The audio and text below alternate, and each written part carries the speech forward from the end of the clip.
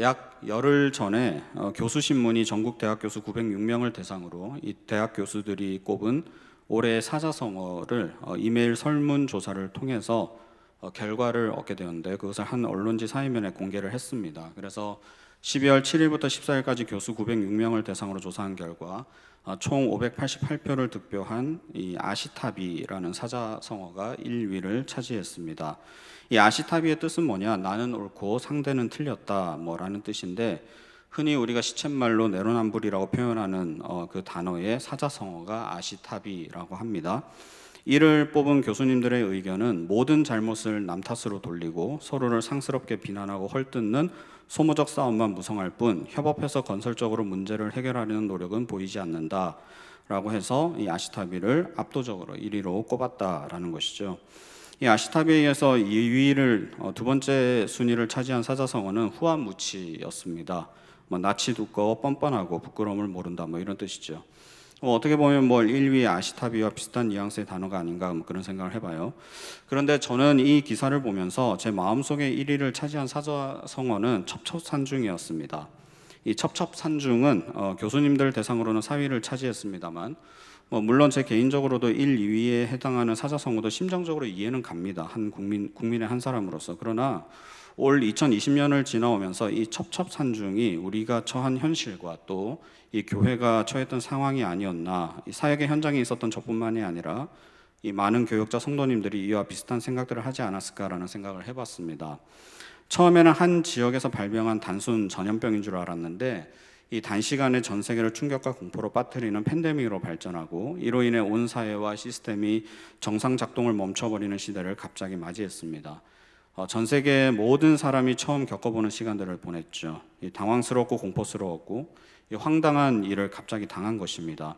그 여파로 경제가 어려워지고 생계의 곤란을 겪는 인구가 또 폭증하게 되었고, 사람은 본디 서로 부대끼며 상부상조하며 살아가야 되는데 이 거리두기라는 생소한 행동 패턴을 우리가 취해야 됐고, 이 코로나에 감염된 분들은 어떻게 보면 본인 잘못도 아닐 수도 있는데 사람들과 사회의 차가운 냉대와 시선을 견뎌야 했고, 이 기본적인 경조사도 우리가 제대로 챙기지를 못해서 마음껏 축하해 주거나 또 함께 울어주지 못하는 그 인간의 기본적인 정을 나누는 행위조차 우리는 멈춰야 했습니다.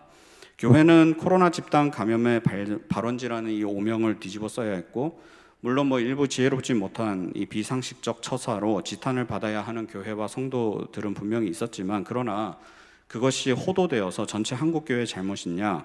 이 세상 권세자들은 이 기회를 놓치지 않고 필요 이상으로 교회를 핍박하고 박해하는 일들도 분명히 있었습니다. 없었다라고 말은 못해요. 코로나19라는 이 모든 피조물들이 겪어야 하는 고통에 더해서 이 성도와 교회는 그리스도인이라는 이유 자체로 사람들과 이 사회로부터 냉대와 조롱과 욕설을 견뎌야만 했던 것입니다. 그래서 저는 이 기사를 접하면서 제 마음속 1위의 사자성어는 첩첩산중이었던 것이죠. 본디 우리 인간의 생은, 다시 말하면 인생은 첩첩산중입니다. 오늘 로마서 8장도 그 이야기를 적나라하게 하고 있습니다. 인정하라는 거죠. 인간의 인생은 첩첩산중이다. 그래서 20절에 보시면 피조물이 허무한데 굴복하는 것은 자기 뜻이 아니요 이렇게 이야기했습니다. 피조물은 허무함에서 벗어날 수 없다라는 거예요. 정확한 표현이죠. 제가 일전에 설교하면서 몇 번 말씀드렸습니다만, 이 죄의 삭은 사망이요 라는 구절, 죄 중에 잉태되어 죄 가운데 태어난 인간은 한평생 죄의 노예로서 죄에게 종노릇하다가 마지막에는 보상으로 주어지는 급여가 사망이라는 퇴직금을 받게 된다, 이렇게 제가 말씀을 드렸습니다.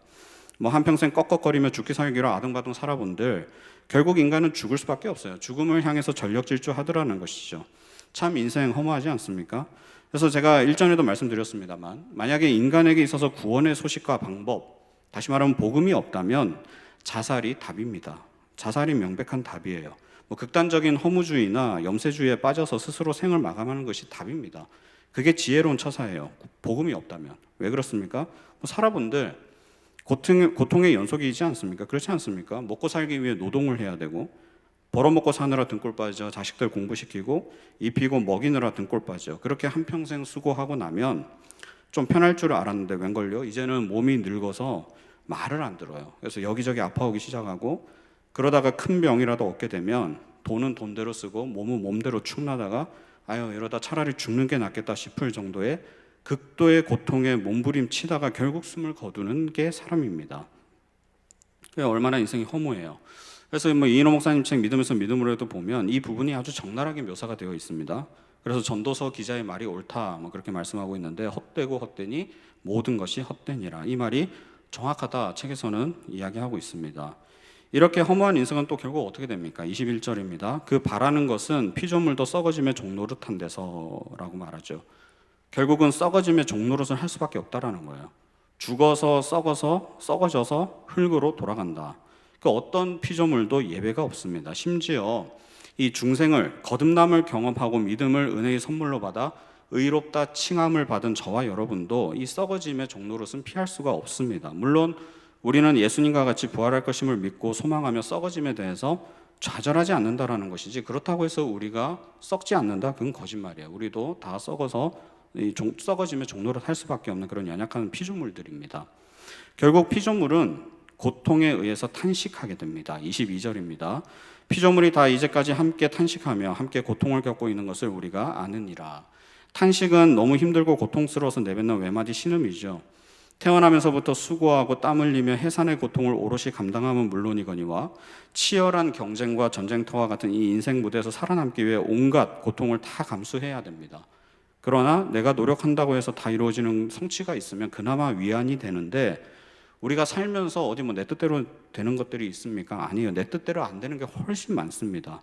그래서 불가항력적인 불행들이 마구 우리를 찾아오죠. 자연재해, 뭐 여러 가지 예기치 못한 각종 사건 사고, 개인의 큰 불행, 이 팬데믹과 같은 전염병 등, 안 그래도 살기 힘든데 이런 일들까지 빵빵 터져주니까 우리 인생은 엎친 데 덮친 격이요, 모든 것이 첩첩산중과 같은 것입니다. 그래서 피조물인 우리는 22절에서와 같이 이 고통에 의한 탄식을 신음으로 내뱉을 수밖에 없는 것이죠.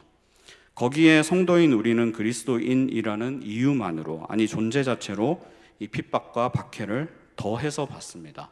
그러니까 피조물은 피조물 자체로서 예수를 믿건 안 믿건 간에 피조물이라는 존재 자체로 허무함과 이 썩어짐의 종로로 탈 수밖에 없고, 그렇게 탄식하다가 죽는 것, 그 고통을 우리도 똑같이 당함과 동시에 우리는 또 이 세상에서 분리된, 구별된, 다시 말하면 거룩한 백성, 존재라는 그 이유 자체로 핍박과 고통과 조롱을 당할 수밖에 없다라는 거예요. 뭐 우리가 잘하고 잘못해서가 아니라 존재 자체로 밉상이라는 것입니다. 제가 얼마 전에 이 앞 사거리에서, 제가 이 교회 앞 사거리에서, 홈플러스 사거리에서 제가 직접 겪은 일인데요. 요즘 뭐 코로나 한파다 뭐다 해서 집콕하는 사람들이 늘다 보니까 음식 배달을 참 많이 하지 않습니까? 그러다 보니까 인근의 배달 오토바이들이 수시로 날아다닙니다. 그냥 다니는 게 아니라 날아다녀요. 뭐 다니는 건 좋은데 사실 많은 배달 라이더들이 이 고개 운전하듯이 오토바이를 막무가내로 모는 경우가 많습니다. 저도 교회 인근에서 운전하다가 두세 번 이렇게 사고가 날 뻔한 경험이 있어서 트라우마가 있어가지고, 그래서 항상 큰 도로로, 이 간선도로로 나가기 전까지는 최대한 방어 운전을 하려고 노력을 하고 있어요. 주위를 좀 많이 살핍니다. 근데 어느 날 퇴근 시간이 되어서 차를 몰고 교회 지하 주차장을 빠져나와서 우회전해서 홈플러스 사거리를 지나서 집에 가려고 했는데, 이 교회 인근 좁은 도로를 운행하며 가는데 오른쪽에서 굉음이 들리는 거예요. 뭐 오토바이죠. 그래서 막 굉음을 내면서 달려오는 배달 오토바이가 저 멀리서 보이길래, 물론 훨씬 제가 사거리에 가까이 있기도 했고 뭐 그냥 지나가도 충분히 되는 시간과 거리가 확보되었지만, 그냥 왠지 좀 찜찜해서 제가 섰습니다. 그냥 그 자리에 서 있었고, 가로질러 가는 오토바이를 먼저 보내놓고 지나가려고, 뭐 급한 것도 없으니까. 그래서 그 자리에 서 있었는데 이 오토바이가 신나게 달려오더니 아니나 다를까 사거리에서 앞뒤 좌우 살펴보지도 않고 뭐 휘청휘청 하면서 막 지나가려고 하는 거예요. 그래서 제가 뭐 아유 저렇게 지나가는구나 싶어서 그냥 서 있길 잘했네 하고 있는데, 저는 그 자리에 한참 서 있었거든요. 한 4초? 5초? 정차를 꽤 오래 하고 있었습니다. 근데 이 오토바이가 지나가다가 그제서야 뒤늦게 멈춰있던 제 차를 보고 코앞에서 발견한 거예요. 그래서 화들짝 놀란 거죠, 혼자서. 그러더니 혼자 화들짝 놀라서 혼자서 넘어질 뻔하다가 휘청휘청 하다가 겨우 균형을 잡고 그 자리에 딱 섰습니다. 그러더니 갑자기 저를 향해서 눈을 부라리더니 입으로 18을 외치고 아주 그냥 잡아먹을 기세로 쏘아보는 거예요. 그러고는 아주 그냥 뭐 욕을 막 하더니 그냥 지나가는 겁니다. 뭐 딱 봐도 나이가 어려 보이는데 순간 화가 뻗쳐가지고 저걸 쫓아가 말어, 차로 밀어버려 말여, 뭐 이런 온갖 생각이 다 들다가 그냥 쓴웃음 짓고 지나갔습니다. 뭐 자동차가 어떻게 오토바이를 따라가겠어요, 이 좁은 도로에서. 그래서 이제 쓴웃음 지면서 그냥 이렇게 지나가는데 운전하면서 곰곰이 생각을 해보니까 너무 이 상황이 웃기고 황당한 거죠. 저는 최선을 다해서 방어 운전을 했고 또 도로에서는 큰 차가 작은 차를 보호해야 할 의무가 있다는 교통 상식도 알고 있으니까 좋다 이거예요. 바퀴 4개 달린 SUV 차량이 바퀴 2개밖에 없는 오토바이를 작은 차를 보호해줬고, 그래서 배려해서 차분히 서서 기다리며 바쁜 오토바이 먼저 보내려고 한 나의 선의가 어떻게 돌아왔어요? 욕설과 눈부라림으로 돌아왔어요.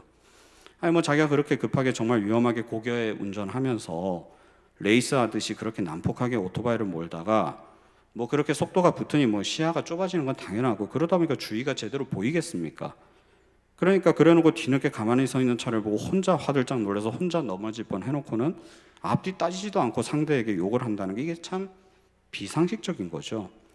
저는 나름 선한 일 배려한답시고 어울리지도 않게, 저한테는 어울리지도 않게 그런 배려를 했는데 좋은 일 해놓고 뭐 된통 욕을 먹은 겁니다. 그러면서 드는 생각이 뭐냐면 이 존재 자체로도 욕을 먹을 수가 있겠구나라는 생각을 해봤습니다. 저에게 만약에 죄가 있다면 그 시간에 하필 그 사거리에 서 있었다라는 존재가 저에게는 죄인 거죠. 그 존재 자체로 황당한 욕설과 공격을 받은 것입니다. 우리가 성도라서 교회라는 이유 자체로 욕을 먹고 비난을 당하는 것, 그것은 물론 교회가 세상의 상식에 쫓아가지 못하는 아픔 때문에 그렇기도 합니다만 그것이 본질은 아니고요. 본질적 싸움의 내용은 아니고 그저 우리가 세상으로부터 구별된 그리스도인이라는 이유 자체가 그들에게는 공격의 빌미가 되는 것입니다. 그들 입장에서는 우리의 존재 자체가 꼴사나운 거예요. 그런데 비난 우리만 이런 일을 당하는 것입니까? 아닙니다. 주님은 우리보다 더한 공격과 조롱, 핍박, 심지어 죽임까지 당하셨습니다. 그 고난 뒤에 영광을 취하셨습니다. 요한복음 15장 20절에 보시면 내가 너희에게 종이 주인보다 크지 못하다 한 말을 기억하라. 사람들이 나를 박해하였은즉 너희도 박해할 것이요 내 말을 지켰은즉 너희 말도 지킬 것이라. 이렇게 말씀하셨어요. 마귀는 하나님의 존재 자체를 싫어하기 때문에 당연히 예수 그리스도를 싫어하는 것이고요. 그리스도를 믿어서 마귀의 종에서 그리스도의 종으로, 그리고 마귀가 지배하는 애국과 같은 이 세상에서 하나님이 다스리시는 하늘나라로 우리의 신분과 소속이 바뀌었으니까 당연히 우리가 무엇을 하든 하지 않든 그것은 차치하더라도 우리 존재 자체로 공격과 핍박, 조롱당하는 것은 당연한 것입니다. 그래서 18절에 보시면 생각하건대 현재의 고난은 장차 우리에게 나타날 영광과 비교할 수 없도다. 그러나 우리도 그리스도와 같이 현재의 고난은 장차 우리가 받을 영광스러운 것과는 비교할 수 없기 때문에 우리는 부활의 그 날을 소망하면서 그 소망함으로 참고 인내하는 것입니다. 그래서 계속해서 25절입니다. 만일 우리가 보지 못하는 것을 바라면 참음으로 기다릴지니라. 고행을 하라는 것이 아니라 부활의 영광스러운 주님과 연합해서 그 부활의 때를 소망하며 기쁨 가운데 인내하라는 것이죠. 우리나라 축구 국가대표가 아주 중요한 경기에서 0대3으로 지고 있다가 4대3으로 역전승을 했다면 그 결과를 우리가 미리 뉴스를 통해서 들어 알고 있는 상황에서 이 녹화 중계를 봤다. 그러면 우리나라 축구팀이 한 골, 두 골 상대에게 내줄 때마다 열받겠습니까? 아니죠. 아마 통쾌해할 것입니다. 그래, 지금 마음껏 좋아해봐라. 대역전 드라마가 얼마나 짜릿하고 통쾌한지 모르지 이러면서 즐기지 않겠습니까? 왜 그렇습니까? 결과를 미리 알기 때문에 그렇습니다. 마찬가지예요. 우리는 이미 부활의 영광스러운 모습으로 변화된 그 결과를 이미 알기 때문에 지금 우리의 몸이 허무한데 굴복하는 것처럼 보이고 이 썩어짐의 종로로 탈 수밖에 없어서 점점 우리의 몸이 후패해져 가지만 좌절하지 않는 이유는 우리에게는 주님과 같은 영광스러운 부활의 모습, 우리를 영화롭게 하실 그 일이 임할 것임을 미리 알고 있기 때문에 그렇습니다. 오히려 우리에게 임하는 고난, 코로나19와 같은 큰 고난은 이로 인한 경제적 위기와 같은 고난과 어려움은 우리의 존재 자체를 돌아보게 하는 귀한 재료가 되는 것입니다. 악한 마귀 사탄은 할 수만 있다면 우리를 넘어뜨리려고 하죠. 그 도구로서 교만이라는 것을 즐겨 사용합니다.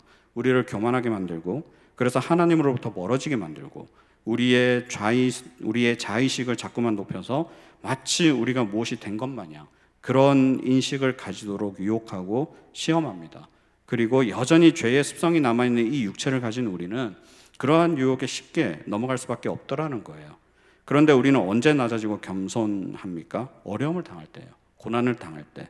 내 힘으로는 도저히 감당할 수 없는 일을 겪을 때, 그로 인한 고통과 고난을 당할 때 우리는 우리의 연약함을 직시할 수 있게 됩니다. 그리고 나의 무능함을 인정하게 되는 거죠. 그래서 구원자를 더 깊이, 더 간절히 찾고 갈구하는 것입니다. 마치 사도 바울이 육체의 질병을 고쳐달라고 3번이나 간절히 기도했지만 하나님은 내 은혜가 너에게 족하다라고 말씀하시면서 그런 연약함이 너에게 있기 때문에, 너에게 그런 고난이 있기 때문에 너가 교만하지 않고, 사실 사도 바울도 스펙만 놓고 보면 얼마든지 교만해도 되는 사람이잖아요.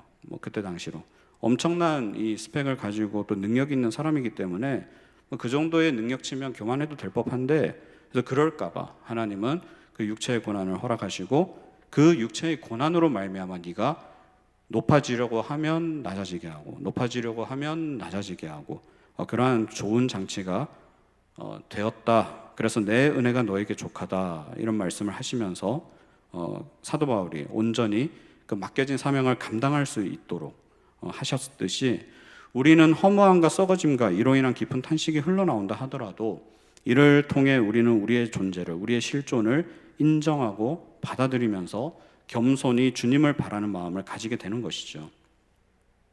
지금 우리는 하루속히 코로나19가 종식되기를 바라고 있습니다. 저 역시 그 간절함이란 말로 표현할 수 없을 정도인데요. 근데 문득 이런 생각을 한번 해봐요. 코로나19를 극복해서 종식되었다고 해서 우리의 실존이 바뀌는 것일까? 그렇지는 않습니다. 언택트에서 택트로 돌아가는 것 외에 뭐가 있겠습니까? 아무것도 없어요.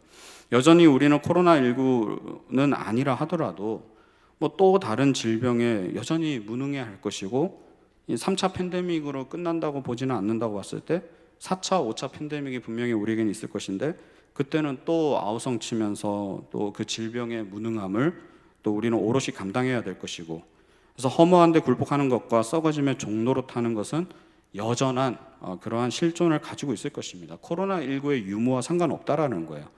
아니, 오히려 이 코로나19를 극복했다고 해서 그것에 너무 취한 나머지 나중에 샴페인 터뜨리고 역시 인류는 대단해, 인간의 기술은 대단해, 우리는 무엇이든지 해낼 수 있어, 이런 어줍지 않은 인간에 대한 긍정과 인간에게서 소망과 희망, 이 행복을 찾아내려고 하는 뉴에이지 사상이 더 강력하게 번지는 것은 아닐까, 그 강력하게 번지게 되는 레버리지 효과를 낳게 되지는 않을까.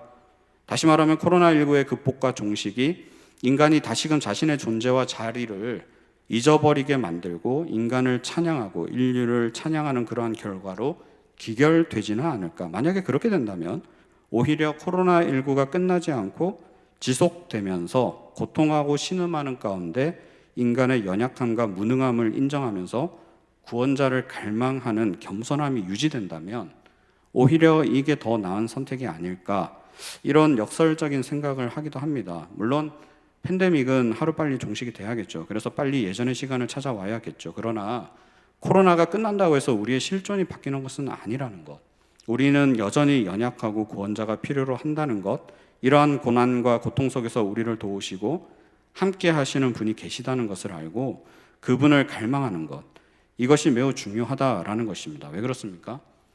우리의 육신이 죽고 사는 문제가 아니라 우리의 영혼이 사느냐 죽느냐의 문제이기 때문에 그렇습니다. 무엇보다도 이러한 우리의 연약함을 다하시고 도우시는 분이 계셔요. 그 분이 바로 성령님입니다. 26절입니다. 이와 같이 성령도 우리의 연약함을 도우시나니 우리는 마땅히 기도할 바를 알지 못하나 오직 성령이 말할 수 없는 탄식으로 우리를 위하여 친히 간구하시느니라. 우리가 예수 그리스도를 믿을 때 성령의 내주하심을 잊게 되죠. 이 성령님은 우리 안에 계십니다. 예수 그리스도는 지금 하늘 보좌 우편에서 우리의 중보자가 되어주시지만 예수 그리스도의 이름으로 오신 성령님은 우리 안에 거하세요. 그래서 우리의 연약함, 앞서 말씀드린 이 피조물이기 때문에 어쩔 수 없이 당하는 허무함, 썩어짐, 고난, 이로 인한 탄식, 덧붙여서 그리스도인이라는 존재 자체로 당하는 고통과 고난, 이 모든 아픔을 다 아신다라는 것입니다. 어떻게 다 아세요? 우리 안에 계시니까 그러세요. 그러니까 우리가 어디서 고난과 고통과 핍박을 당할 때는 우리 안에 계시는 성령님도 함께 당하시는 것이기 때문에 그 연약함, 아픔을 아시고 동정하신다라는 것입니다. 그래서 우리가 내뱉는 탄식에 호흡을 같이 하시면서 깊은 탄식으로 우리를 위해 친히 간구하신다라는 것이죠. 우리의 아픔과 고통을 함께 하시는 분이 우리를 위해 친히 간구하신다는 사실, 이 자체가 너무나 힘이 되고 위로가 되는 말씀이지 않습니까? 우리는 기도에 연약해요. 사실 기도할 수 있다, 아닙니다. 인간은 기도할 수 없습니다. 기도해라? 그것은 고행입니다. 고행. 딱 깨놓고 이야기를 해서 기도가 행복할 수는 없어요. 잘 생각을 해보면 기도하려면 일단 눈을 감아야 되죠. 그리고 앞에 있지도 않는, 보이지도 않는 없는 실체에다가 막 중얼거려야 됩니다. 이게 내 말인지 네 말인지 내가 지금 뭐 하는지도 모르니까 아주 바보 같은 짓이에요. 솔직하면 그래요. 예수 안 믿는 사람들이 기도하는 그리스도인들을 보면 얼마나 그거를 하찮게 여기는지 아시잖아요. 되게 저 광신자야? 정신병자야? 이렇게 보지 않습니까? 그게 상식적인 거죠, 사실은. 기도는 인간이 할 수 있는 게 아니에요. 되게 어울리지 않는 옷입니다. 사실 그래요. 그래서 우리는 기도에 연약함이 있습니다. 우리는 기도를 할 수가 없어요. 기도는 고도의 영적인 작업이기 때문에 육신은 결코 기도를 할 수 없습니다. 육신에게 있어서 기도는 말 그대로 고행입니다. 고행. 하고 나면 되게 피곤해요. 왜 그렇습니까? 기도는 영의 일이기 때문에 그래요. 그래서 우리는 마땅히 기도할 바를 알지 못하지만 우리 안에 누가 계십니까? 성령님이 계시는 거예요. 그래서 예수 안 믿는 사람은 기도할 수 없어요. 예수 믿는 사람은 예수를 믿기 때문에 기도를 할 수 있는 것이 아니라 예수를 믿음으로 예수 그리스도의 이름으로 오신 성령님이 내 안에 내주하시기 때문에 그 성령의 도우심에 의해서 우리가 겨우 기도를 하는 겁니다. 우리가 그걸 꼭 깨달아야 되죠. 그래서 우리는 마땅히 기도할 바를 알지 못하고 기도에 대해서 연약하고 무능하지만 우리 안에 누가 계셔요? 성령님이 계십니다. 그 성령님은 우리의 모든 허물과 아픔과 연약함을 다 아시고 동정하시는 분이시며 우리와 함께 탄식하며 신음하시지만 거기에 머물지 않고 우리에게 그렇기 때문에 무엇을 기도해야 할지 기도를 알려주세요. 그래서 27절에서와 같이 하나님의 뜻대로 구하는 기도를 드릴 수 있게 되며 우리를 도우시고 하나님의 뜻대로 구하는 기도는 당연히 기도 응답이라는 놀라운 은혜를 경험하도록 우리를 인도하신다라는 것입니다. 그렇기 때문에 우리는 날마다 성령님을 의지해야 되는 것이죠. 성령님을 의지하지 않으면 기도조차 할 수가 없습니다. 매일 매 순간 성령의 충만하심을 간구해야 합니다. 성령의 도우심을 구해야 된다는 것이죠. 성령님을 근심케 해서는 안 될 것이며 성령과 동행하며 성령의 뜻대로 순종해야 합니다. 그래야지만 우리가 기도가 가능한 거예요. 그래야지만 우리가 기도할 때 하나님의 뜻대로 구하는 기도를 할 수가 있는 것이고 하나님의 뜻대로 구하는 기도가 가능해져야지만 기도 응답을 받을 수가 있는 것입니다. 그러기 위해서 우리는 성령 충만을 구하고 성령 충만을 받아야 한다라는 것이죠. 사랑하는 성도 여러분, 정말 바라는 것이 무엇입니까? 하나님의 뜻을 다 바라실 거예요. 그러면 하나님의 뜻은 어디를 향하고 있을까? 바로 우리를 영화롭게 하시는 것에 하나님의 뜻이 있습니다. 28절에 보시면 우리가 알거니와 하나님을 사랑하는 자 곧 그의 뜻대로 부르심을 입은 자들에게는 모든 것이 합력하여 선을 이루느니라. 우리가 너무나도 익숙하게 잘 아는 좋아하는 구절이죠. 우리는 하나님의 뜻대로 부르심을 입은 자들이기에 모든 것이 합력하여 선을 이룰 것이다 라는 그러한 기대가 있는 자들이에요. 그런데 하나님의 뜻대로 부르심을 입은 저와 여러분을 향한 하나님의 선, 모든 것이 합력하여 이루어가는 그 하나님의 선의 목적지가 어딘지를 우리가 분명히 알아야 돼요. 그 선의 목적지가 어디입니까? 바로 우리들의 부활입니다. 이 몸의 부활이 하나님이 합력하여 선을 이루어가시는 최종적인 선의 목적지가 거기에 있어요. 30절에 보시면 또 미리 정하신 그들을 또한 부르시고 부르신 그들을 또한 의롭다 하시고 의롭다 하신 그들을 또한 영화롭게 하셨느니라. 미리 하시고 미리 정하신 우리를 부르셔서 의롭다 칭하여 주시고 결국 주님과 같이 부활의 영광을 누릴 우리가 영화의 상태, 이 성화의 과정을 지나서 영화의 상태, 영광스러운 모습으로 변화되는 부활의 모든 것이 합력하여 선을 이루어가는 하나님의 최종적인 그 선의 목적이 거기에 있다, 영화에 있다라는 것입니다. 여기서 말하는 모든 것은 우리가 당하는 현재 고난, 어려움, 고통, 이 모든 게 다 포함되는 거예요. 모든 것이 합력하여 선을 이룬다. 다시 말하면 모든 것이라고 할 때는 고통과 고난, 우리가 현재 당하는 그 처절한 어려움이 다 포함되어서 그것을 통해서 합력하여 선을 이루어가는, 다시 말하면 우리의 몸의 부활, 영광스럽게 변화되는 그 영화로운 상태를 향해서 우리는 달려가고 있다는 것입니다. 피조물로서 당하는 고난은 물론이거냐, 아까 전에 말씀드렸듯이 그리스도인이기 때문에 당하는 고난, 우리의 이러한 이중 고난은 장차 우리에게 나타날 영광과 비교할 수 없다라는 거예요. 왜요? 우리는 피조물로서 당하는 고난을 통해 우리의 연약함, 우리의 무능함을 인정하며 구원자의 도움을 간절히 원하는 마음이 가난한 상태를 유지할 수 있는 것입니다. 마음이 가난한 자. 그래서 마음이 가난한 자는 복이 있나니 천국이 저희 것이며, 마음이 가난하지 않으면 우리는 결코 구원자를 바랄 수 없게 돼요. 서울역에, 제가 예전에 근처에 오랫동안 살았었는데 서울역에 가면 노숙자분들이 많이 계십니다. 그 인근 교회에서 제가 다니면서 노숙자들을 섬기는 일들을 간혹 했었는데, 그 노숙자분들을 이렇게 전도하다 보면 부자들이 되게 많아요. 우리는 부자와 가난함을 돈의 많고 적음으로 우리가 따지는데 그건 우리 수준이고, 우리가 그분들에게 다가가서 예수님을 전하고 하나님을 전하면 필요 없다 그러죠. 아직까지 자기 의가 강해요. 그들의 모습은 이미 다 무너지고 무너져서 인생의 막장을 향해 달려왔음에도 불구하고 여전히 마음은 가난하지가 않아요. 마음이 부한 자들입니다.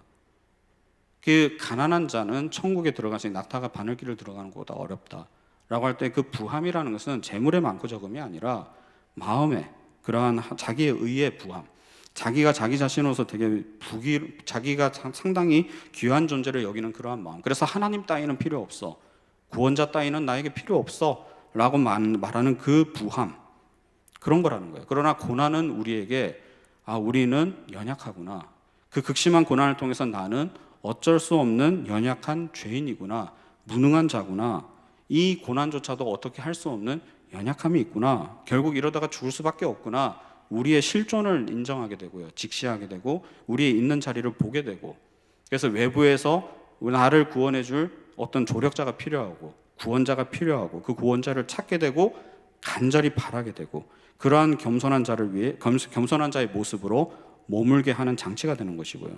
또 우리가 주를 위해, 의를 위해 핍박받고 고난을 당하고 있다면 그것은 곧 우리가 주님의 자녀라는 것을 나타내 보여주는 표지이기 때문에, 주님의 자녀는 결국 이 고난의 터널을 벗어나게 되면 하나님 나라에서 영원토록 그분의 영광에 참여하며 우리도 부활의 영광스러운 모습으로 영원토록 살아가는 영생의 축복을 누리게 된다라는 것입니다. 그렇기 때문에 우리는 이러한 소망을 가지고 비록 탄식의 신음을 내뱉던 하루하루를 살아간다 하더라도 내 안에 계시는 성령님과 함께 오늘도 하늘의 기쁨과 감사로 넉넉히 이기는 힘을 공급하여 주시는 이 성령님의 도우심으로 하나님의 뜻을 구하고 그 뜻대로 이루어지는 것을 이 땅에서 누리며 살아가는 복된 존재라는 것이죠. 날마다 성령 충만을 구하며 성령께서 우리의 연약함을 도우시고 우리가 마땅히 기도해야 할 것들을 알려주심으로 영적으로 늘 깨어 하나님의 뜻에 합당한 기도를 드리며 장차 우리에게 나타날 영광을 소망하는 그 기쁨이 현재의 고난과 나의 상황을 압도함으로 이 땅에서도 저 천국의 기쁨을 누리며 살아가는 저와 여러분 되시기를 주님의 이름으로 축원합니다. 이 시간에 모든 민족에게 우리 같이 찬양하시고 기도하겠습니다.